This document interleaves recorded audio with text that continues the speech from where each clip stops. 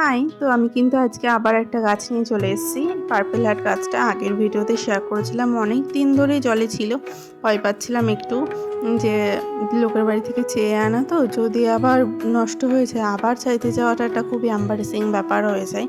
তো আমি ঠিক করেছি কিছু চারা মাটিতে লাগিয়ে টবে লাগাচ্ছি, আর যেটা জলে যে কাটিংটা আছে সেটা আমি ভাবছি মাটিতে লাগাবো। মাটিতে বলতে কি, এটা টবে লাগিয়েছি, ওটা একদম ডাইরেক্ট আমাদের নিচে যে মাটি আছে, সামান্য কিছু জায়গা আছে সেখানে লাগাবো, যাতে অনেক চারা গাছ তৈরি হয়।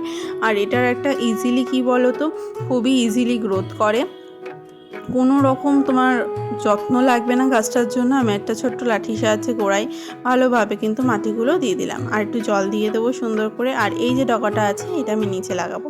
আমি বেবি প্ল্যান্ট তৈরি করতে পারি না, যেহেতু টবে লাগাই, ফলে গাছগুলো খুব সারভাইভ করে বেশি গোড়া দিয়ে যে আবার একটা নতুন চারা গাছ উঠবে সেরকম স্কোপ পায় না। তো দেখো কিন্তু খুব সুন্দর একটা লুক ক্রিয়েট করছে ডাটা।